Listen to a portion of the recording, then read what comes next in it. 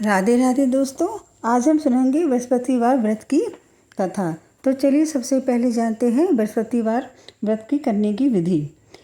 इस दिन बृहस्पतिवार को बृहस्पति देव की पूजा की जाती है। इसमें दिन में एक ही बार भोजन करें, पीले वस्त्र धारण करें और पीले पुष्पों को भी धारण करें। भोजन भी चने की दाल का होना चाहिए, इसमें नमक नहीं खाना चाहिए। पीले रंग के फूल, चने की दाल, पीले कपड़े और पीले चंदन से पूजा करनी चाहिए। पूजन के पश्चात कथा सुननी चाहिए। इस व्रत को करने से बृहस्पति देव अति प्रसन्न होते हैं तथा धन और विद्या का लाभ होता है। स्त्रियों के लिए यह व्रत अति आवश्यक है। इस व्रत में केले का पूजन होता है। तो चलिए अब सुनते हैं बृहस्पति देव की कथा। प्राचीन समय की बात है। भारत में एक राजा राज्य करता था। वह बड़ा प्रतापी और दानी था। वह नित्य प्रति मंदिर में भगवत दर्शन करने जाता था। वह ब्राह्मण और गुरु की सेवा किया करता था। उसके द्वार से कोई भी याचक निराश होकर नहीं लौटता था। वह प्रत्येक गुरुवार को व्रत रखता और पूजन करता। हर दिन गरीबों की सहायता करता। परंतु यह सब बातें उसकी रानी को अच्छी नहीं लगती थी। वह न व्रत करती थी और न ही किसी को एक भी पैसा दान में देती थी। वह राजा सभी ऐसा करने को मना किया करती थी। एक समय की बात है कि राजा शिखा खेलने वन को चले गए। घर में रानी और दासी थी। उस समय गुरु भगवान बृहस्पति देव साधु का रूप धारण कर राजा के दरवाजे पर भिक्षा मांगने आए। साधु ने रानी से भिक्षा मांगी तो वह कहने लगी, हे साधु महाराज, मैं इस दान और पुण्य से तंग आ गई हूँ। इस कार्य के लिए तो मेरे पति देव ही बहुत हैं। अब आप ऐसी कृपा करें कि सारा धन नष्ट हो जाए और मैं आराम से रह सकूं। साधु रूपी बृहस्पति देव ने कहा, हे देवी, तुम बड़ी विचित्र हो। संतान और धन से कोई क्या कभी दुखी होता है? इसको तो सभी चाहते हैं। पापी भी पुत्र और धन की इच्छा करता है। अगर तुम्हारे पास धन अधिक है तो भूखे मनुष्यों को भोजन कराओ, प्याऊ लगवाओ, ब्राह्मणों को दान दो, धर्मशाला बनवाओ, कुआं, तालाब, बावड़ी, बाग बगीचे आदि का निर्माण कराओ और निर्धनों की कुंवारी कन्याओं का विवाह कराओ, शादी यज्ञ कराओ। इस प्रकार के कर्मों से आपके कुल और आपका नाम परलोक में भी सार्थक होगा एवं तुम्हें भी स्वर्ग की प्राप्ति होगी।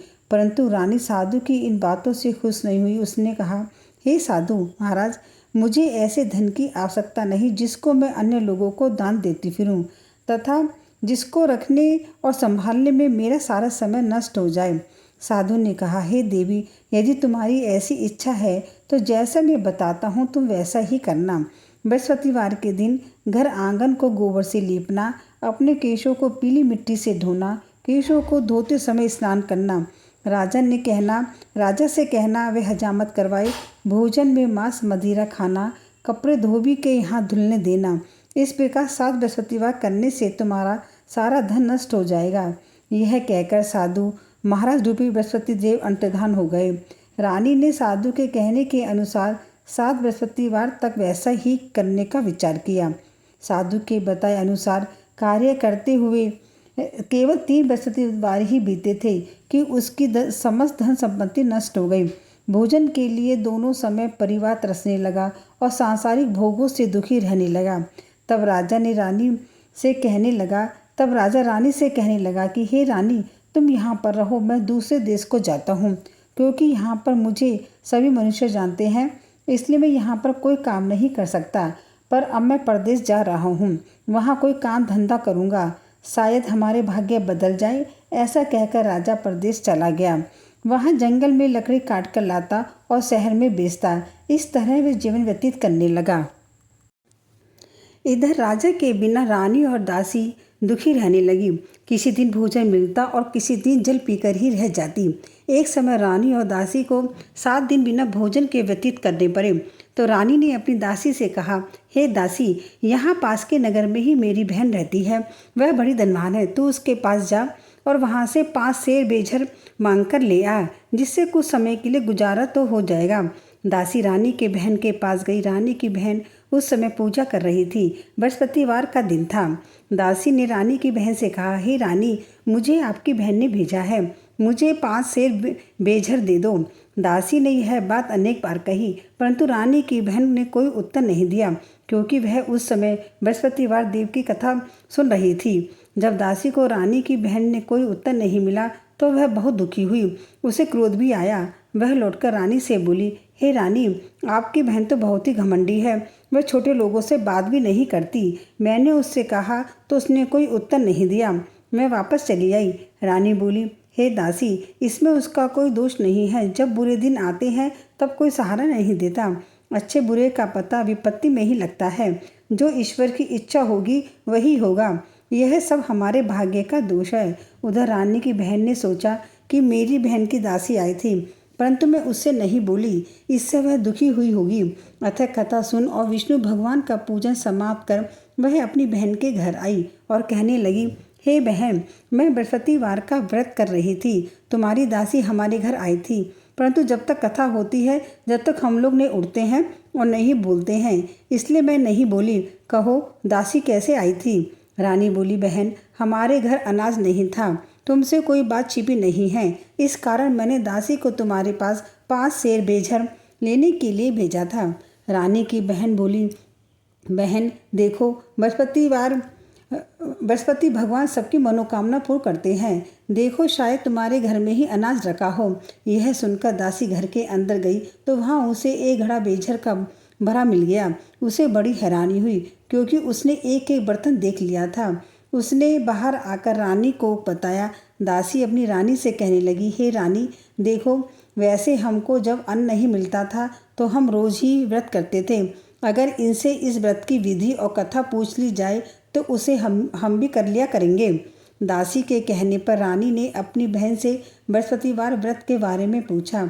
उसकी बहन ने बताया, हे रानी बहन, बृहस्पतिवार को सूर्योदय से पूर्व उठकर स्नान करके बृहस्पतिवार का व्रत करना चाहिए, लेकिन उस दिन सिर नहीं धोना चाहिए। बृहस्पतिवार के व्रत में चने की दाल और मुनक्कों से भगवान विष्णु का और केले के वृक्ष की जड़ का पूजन करें तथा दीपक जलाएं। उस दिन एक ही समय भोजन करें। भोजन पीले खाद्य पदार्थ का करें तथा कथा सुने। इस प्रकार करने से गुरु भगवान प्रसन्न होते हैं, अन्न पुत्र धन देते हैं। इस तरह व्रत कर और पूजन की विधि बताकर रानी की बहन अपने घर लौट आई।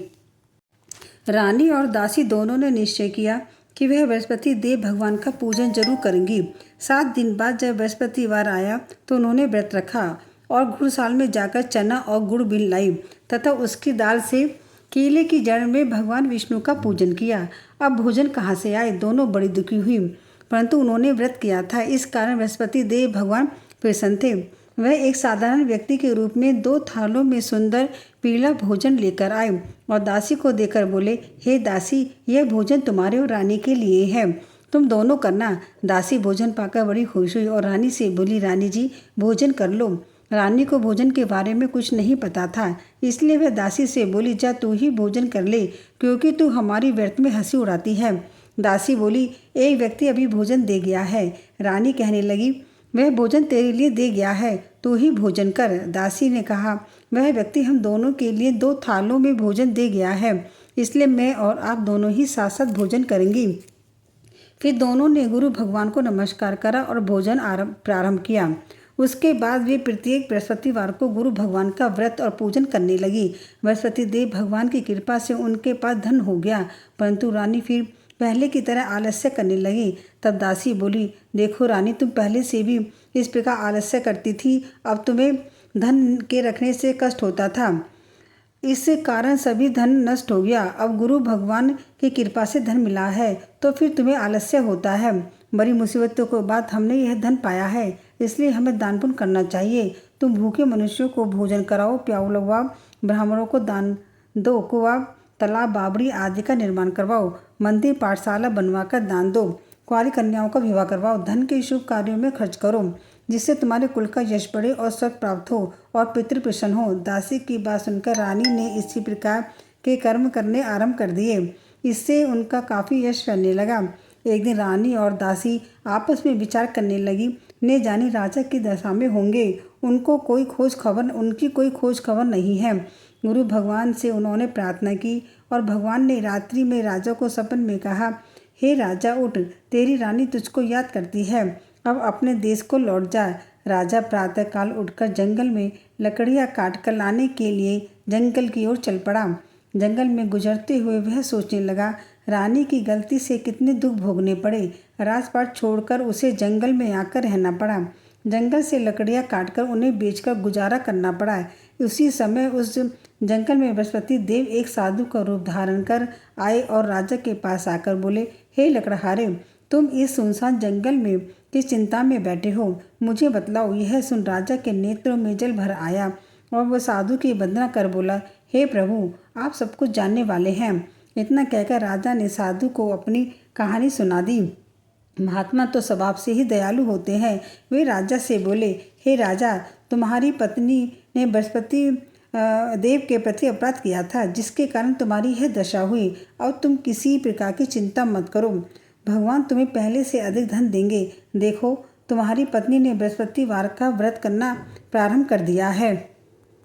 अब तुम भी बृहस्पतिवार का व्रत करके चने की दाल में गुड़ और जल को लोटे में डालकर केले के पत्ते में भगवान विष्णु का पूजन करो। फिर कथा कहो और सुनो, भगवान तुम्हारी सब मनोकामनाएं पूर्ण करेंगे। साधु को प्रसन्न देखकर राजा बोला, हे प्रभु, मुझे लकड़ी बेचकर इतना पैसा भी नहीं बचता जिससे भोजन करने के उपरांत कुछ बचा सकूं। मैंने रात्रि में अपनी रानी को व्याकुल देखा है। मेरे पास कोई साधन नहीं जिससे समाचार जान सकूं। फिर मैं बृहस्पतिवार कि कौन सी कहानी कहूँ या सुनूं, मुझको तो कुछ भी नहीं मालूम। साधु ने कहा, हे राजा, तुम किसी बात की चिंता मत करो। बृहस्पतिवार के दिन तुम रोजाना की तरह लकड़ियाँ लेकर शहर में जाओ। तुम्हें रोज से दुगना धन प्राप्त होगा, जिससे तुम भली भांति भोजन कर लोगे और तथा बृहस्पति देव की पूजा का सामान भी आ जाएगा। साधु के वचन सुनकर राजा को कुछ आशा बंधी। अगले दिन वह प्रातःकाल जंगल गया, लकड़ियाँ काटी और उन्हें लेकर नगर की ओर चल पड़ा। जैसा कि साधु ने कहा था, उस दिन लकड़ियाँ अच्छे मूल्य पर बिक गई। राजा को प्रतिदिन मिलने वाले धन से दुगना धन प्राप्त हुआ। राजा ने सबसे पहले भगवान विष्णु और देवगुरु बृहस्पति की पूजा का सामान खरीदा। उसने श्रद्धापूर्वक व्रत रखा और कथा सुनी और गरीबों को दान दिया। धीरे धीरे भगवान की कृपा से उसके घर की दरिद्रता दूर होने लगी। घर में अन्न धन में वृद्धि होने लगी और रानी के चेहरे पर भी प्रसन्नता लौट आई। कुछ समय बाद राजा ने फिर उसी साधु को देखा। वह उनके चरणों में गिर पड़ा और बोला, हे प्रभु, आपकी कृपा से मेरे सभी कष्ट दूर हो गए हैं। तब साधु ने अपना दिव्य स्वरूप प्रकट किया। वे स्वयं देवगुरु बृहस्पति देव थे। राजा और रानी ने हाथ जोड़कर उनकी स्तुति की। देवगुरु बृहस्पति ने कहा, जो मनुष्य श्रद्धा, विश्वास और सच्चे मन से गुरुवार को व्रत करता है, भगवान विष्णु का स्मरण करता है और जरूरतमंदों की सहायता करता है, उसके जीवन में दुख धीरे धीरे समाप्त हो जाते हैं। इतना कहकर देवगुरु अंतर्धान हो गए। राजा और रानी ने जीवन भर गुरुवार का व्रत किया और सुख शांति के साथ अपना जीवन व्यतीत किया। तो दोस्तों, जो भी व्यक्ति श्रद्धापूर्वक बृहस्पति देव की इस कथा को सुनता है या सुनाता है, उस पर देवगुरु बृहस्पति देव और भगवान विष्णु की हमेशा कृपा बनी रहती है। तो बोलिए देवगुरु बृहस्पति भगवान की जय।